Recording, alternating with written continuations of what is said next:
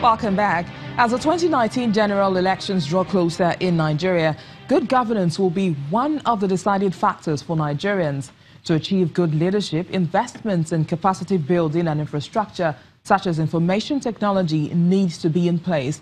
Among training establishments for Nigerian leaders is the Public Service Institute of Nigeria, PSIN, working closely with organizations within and outside the country. The institute is using technology to develop leadership. The African Capacity Building Foundation is one of such partners in the quest for good governance, particularly through technology.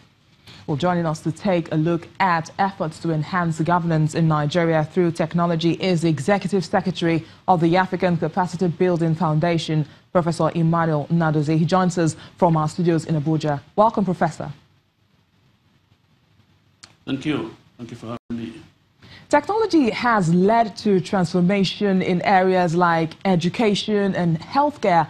How much can be achieved in governance in Nigeria if technology is fully harnessed?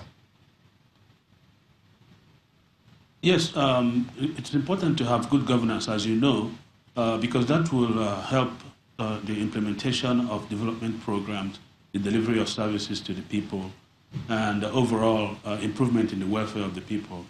And any mechanism or any tool that can make the government do its job better, or that can lead to good governance, is something that is desirable. Therefore, technology serves that kind of purpose because it does help improve efficiency, effectiveness, reduce corruption, and also improve the reach of what government can do. So ACBF, as you know, is an organization that helps to foster good leadership and good governance. And so we are in the process of supporting the Nigerian government in this area. As you rightly said, we have established a computer-based training center at the Public Service Institute, which will increase its capacity to be able to train more government officials and improve state capacity overall. In developed economies now, the use of ICT in governance enhances access and delivery of government services for the benefit of citizens. Do you see Nigeria being able to achieve e-governance in the nearest future? Yes, it's entirely possible because some other countries have been able to achieve a complete e-governance systems, which has really enhanced the capacity of the government to provide services for the people and to be able to really implement the policies and programs for development. So it is possible with the right kind of leadership and determination. I think that is possible. I was with the head of service today, Madam Oyoita, and the sort of commitment that she demonstrates is the sort of thing that a country like Nigeria needs to be able to move this forward. As they say, where there's a will, there's always a way. So the leadership is not just at the executive level, but also at various levels, including the line ministries, whose job it is to promote e-governance. Professor Emmanuel Nnadozie, thanks for joining us on Network Africa.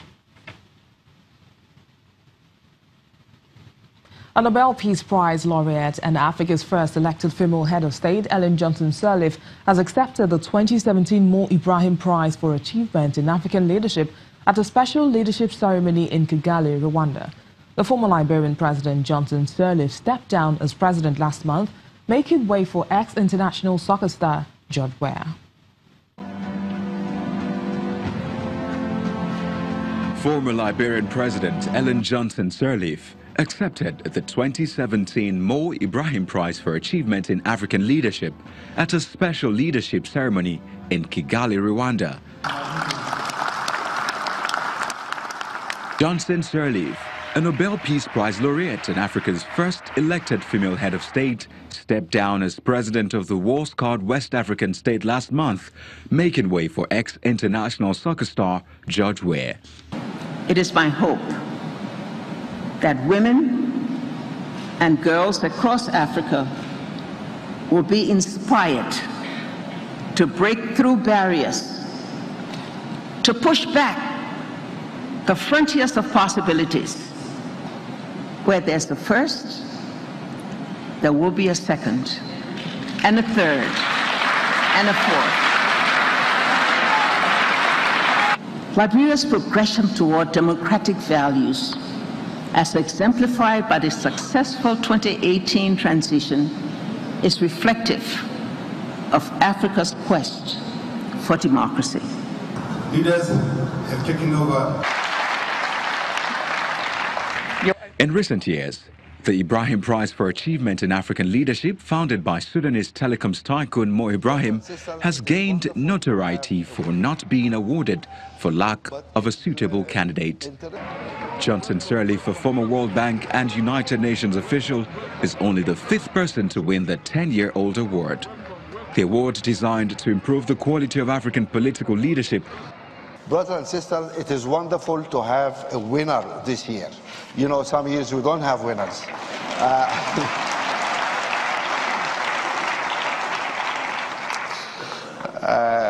But it's also wonderful that the winner is a she. But it's interesting and also fitting that the she is honored here in Rwanda. Nobody did more for women than Rwanda. Nobody really addressed the gender issue as comprehensively as this country. Candidates for the award have to be democratically elected African heads of state or government who have left office during the previous 3 years at the end of their mandated terms.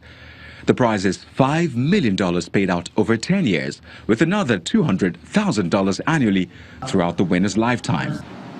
Leadership is both a privilege and a duty. It is best measured in terms of concrete results that citizens can feel in their everyday lives, as well as in the level of trust that they have in public institutions. Johnson-Sirleaf took on the leadership of Liberia at a time when it was still seeking to heal deep divisions and rebuild infrastructure.